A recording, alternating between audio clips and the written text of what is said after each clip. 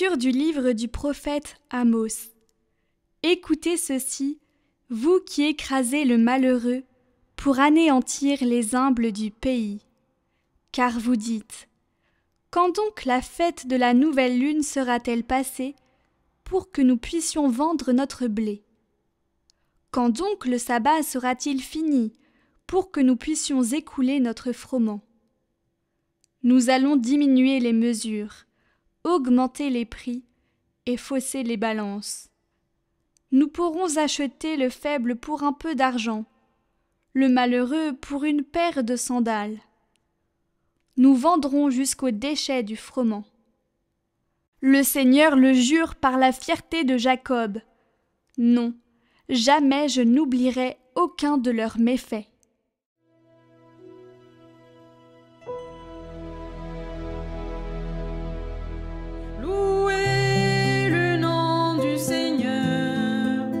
La poussière, il relève le faible. Louez, serviteur du Seigneur, louez le nom du Seigneur. Béni soit le nom du Seigneur, maintenant et pour les siècles des siècles. Qui est semblable au Seigneur notre Dieu? Lui, il siège là-haut, mais il abaisse son regard vers le ciel et vers la terre. De la poussière, il relève le faible, il retire le pauvre de la cendre, pour qu'il siège parmi les princes de son peuple.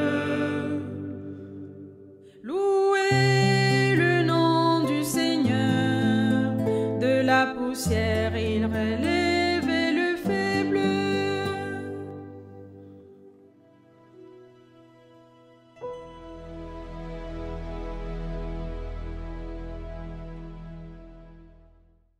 Lecture de la première lettre de saint Paul apôtre à Timothée.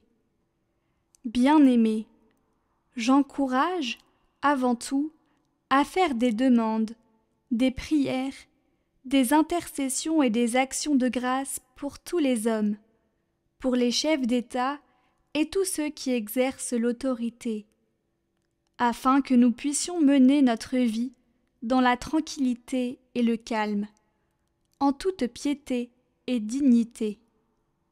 Cette prière est bonne et agréable à Dieu notre Sauveur, car il veut que tous les hommes soient sauvés et parviennent à la pleine connaissance de la vérité. En effet, il n'y a qu'un seul Dieu. Il n'y a aussi qu'un seul médiateur entre Dieu et les hommes. Un homme, le Christ Jésus, qui s'est donné lui-même en rançon pour tous. Au temps fixé, il a rendu ce témoignage, pour lequel j'ai reçu la charge de messager et d'apôtre. Je dis vrai, je ne mens pas, moi qui enseigne aux nations la foi et la vérité. Je voudrais donc qu'en tout lieu les hommes prient, en élevant les mains, saintement, sans colère ni dispute.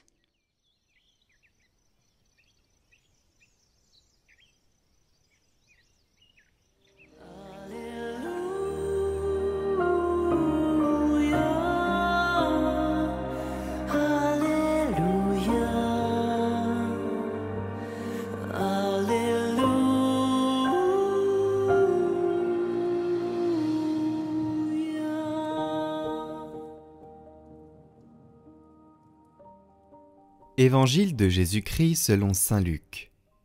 En ce temps-là, Jésus disait à ses disciples : « Un homme riche avait un gérant, qui lui fut dénoncé comme dilapidant ses biens. Il le convoqua et lui dit : « Qu'est-ce que j'apprends à ton sujet ? Rends-moi les comptes de ta gestion, car tu ne peux plus être mon gérant. » Le gérant se dit en lui-même : « Que vais-je faire puisque mon maître me retire la gestion ? Travailler la terre ? Je n'en ai pas la force. Mendier ? j'aurai honte. Je sais ce que je vais faire, pour qu'une fois renvoyé de ma gérance, des gens m'accueillent chez eux. » Il fit alors venir un par un ceux qui avaient des dettes envers son maître. Il demanda au premier « Combien dois-tu à mon maître ?» Il répondit « 100 barils d'huile. » Le gérant lui dit « Voici ton reçu. Vite, assis-toi et écris 50. » Puis il demanda à un autre « Et toi, combien dois-tu » Il répondit « 100 sacs de blé. » Le gérant lui dit « Voici ton reçu. Écris 80. » Le maître fit l'éloge de ce gérant malhonnête, car il avait agi avec habileté. En effet, les fils de ce monde sont plus habiles entre eux que les fils de la lumière. Eh bien moi je vous le dis, faites-vous des amis avec l'argent malhonnête, afin que le jour où il sera plus là, ses amis vous accueillent dans les demeures éternelles. Celui qui est digne de confiance dans la moindre chose est digne de confiance aussi dans une grande. Celui qui est malhonnête dans la moindre chose est malhonnête aussi dans une grande. Si donc vous n'avez pas été digne de confiance pour l'argent malhonnête, qui vous confiera le bien véritable ? Et si pour ce qui est à autrui vous n'avez pas été digne de confiance, ce qui vous revient, qui vous le donnera ? Aucun domestique ne peut servir deux maîtres. Ou bien il haïra l'un et aimera l'autre, ou bien il s'attachera à l'un et méprisera l'autre. Vous ne pouvez pas servir à la fois Dieu et l'argent.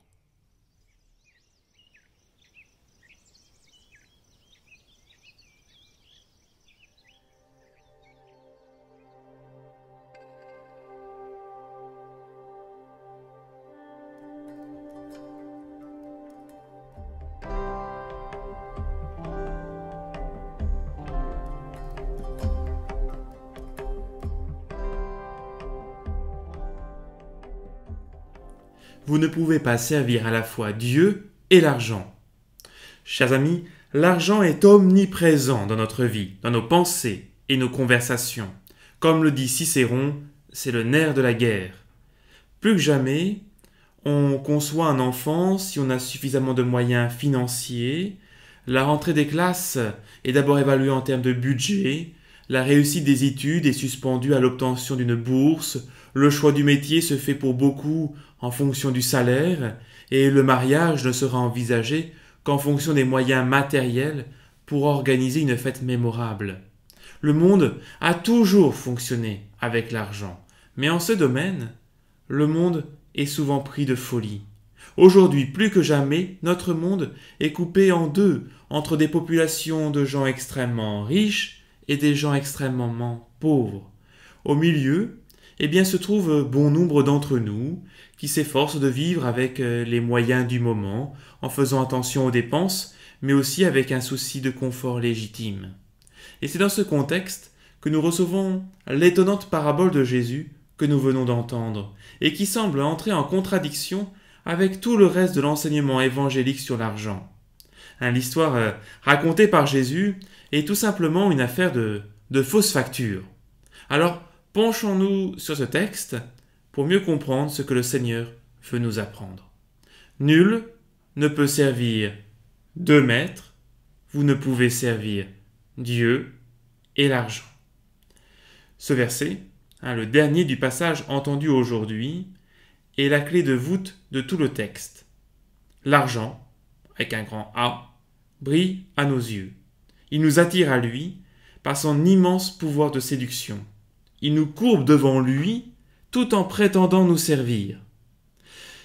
Et alors, on pense que grâce à l'argent, on peut tout. Même si vous êtes moche et bête, avec beaucoup d'argent, vous devenez attirant. Essayez, grattez des tickets dans les bureaux de tabac, là, et si vous devenez euro-millionnaire, je vous promets des tonnes de lettres, des amis, des démonstrations d'affection et de respect. L'argent aura changé votre vie, comme le génie Aladdin a changé la vie de son maître. L'argent a en effet ce pouvoir divin et mystérieux de changer la vie. C'est ainsi que le croyant doit faire un choix entre Jésus-Christ, notre Seigneur, qui vient nous sauver, racheter nos vies au prix de son sang. C'est d'ailleurs pour cela cela dit en passant, que nous venons à la messe, parce que nous venons justement puiser à la source même du salut. Et de l'autre côté, le monde qui ne cesse d'enseigner que c'est l'argent qui permet de gagner sa vie. Il y a donc deux propositions de salut, deux vies en concurrence, et il faut choisir. Et le choix n'existe pas seulement quand on a une grosse somme d'argent en jeu sur notre compte en banque. Un enfant avec 10 € d'argent de poche est aussi concerné qu'un retraité touchant une petite pension ou qu'un requin des affaires avec ses millions de stock options. La tentation d'adorer l'argent est présente dans chacune de nos vies. L'idolâtrie nous guette, oui, elle nous guette, chacun d'entre nous. Et face à ce danger, le Christ nous dit, à l'enfant, au retraité, à vous comme à moi, aujourd'hui, maintenant, comme aux personnes richissimes, halte, arrête-toi tout de suite, ne rends pas de culte à l'argent, ne t'attache pas à l'argent, tu y perdrais la vie éternelle, tu n'as qu'un seul Dieu. Et Dieu, lui, il donne gratuitement. Ce qu'il donne, c'est son corps, c'est son sang, c'est sa vie, c'est la vie éternelle. On doit servir Dieu et se servir de l'argent. N'inversons pas les rôles. Nul ne peut servir deux maîtres, vous ne pouvez servir Dieu et l'argent. Alors, en ce début d'année scolaire, en ce temps où nous pouvons encore hiérarchiser les priorités de cette année, faisons le bon choix. Au nom du Christ, fuyez l'idolâtrie de l'argent. Mais vous le sentez bien, chers amis, il est impossible d'en rester à cette seule affirmation. Pour renoncer à l'idolâtrie de l'argent, il faut la servir. Il faut réduire à néant sa liberté d'action dans nos vies. Il nous faut donc revenir à la parabole de l'Évangile en nous posant la question suivante. Qu'est-ce que le maître loue dans l'intendant infidèle? Ce qu'il loue en lui, c'est le fait que l'intendant pense à l'avenir. Le sens de la parabole tient dans l'interrogation du serviteur quand il est démasqué pour avoir dilapidé les biens de son maître. Que vais-je faire? L'interrogation le prouve, ce serviteur ne renonce pas à s'assurer un avenir heureux. Il se refuse même à ces deux perspectives extrêmes que seraient un travail forcé ou la mendicité. Le maître loue le fait qu'il soit avisé. Et dans aviser, il y a viser. L'homme vise quelque chose de bon. Bon, le grand problème, le double problème, c'est qu'il utilise des moyens mauvais, des fausses factures, pour tenter de l'atteindre et surtout que son horizon est uniquement terrestre. Mais Jésus, dans l'évangile, pointe du doigt cette attitude. L'intendant agit pour son avenir. Chers amis, il faut penser et agir en fonction de l'avenir, mais de notre véritable avenir, de la vie du monde à venir, comme on va le proclamer dans le credo. Si nous rendons un culte à l'argent, nous perdons tout. Quelques paillettes brilleront dans l'immédiat, mais nous n'aurons plus d'avenir. Dieu, lui, n'a pas de prix. Il est l'amour, il est la vie, et la vie d'un homme ne s'achète pas non plus, car sa vie est sans prix, elle vient de Dieu. Vous ne pouvez pas servir à la fois Dieu et l'argent. Là où est ton trésor, là aussi est ton cœur, dira également Jésus dans un autre passage. Chers amis, l'intendant malhonnête reçoit des félicitations du maître, car il ne se laisse pas abattre face aux difficultés. Il recherche un meilleur avenir.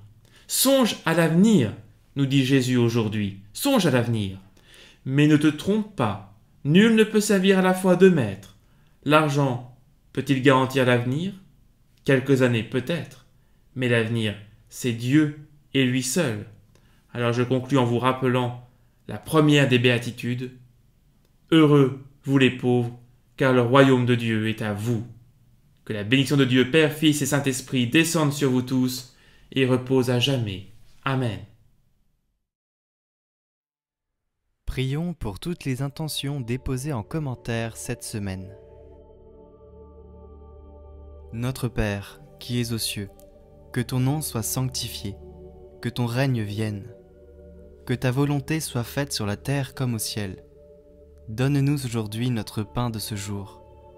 Pardonne-nous nos offenses, comme nous pardonnons aussi à ceux qui nous ont offensés. Et ne nous laisse pas entrer en tentation, mais délivre-nous du mal. Amen. Je vous salue Marie, pleine de grâce. Le Seigneur est avec vous. Vous êtes bénie entre toutes les femmes, et Jésus, le fruit de vos entrailles, est béni. Sainte Marie, Mère de Dieu, priez pour nous pauvres pécheurs, maintenant et à l'heure de notre mort. Amen.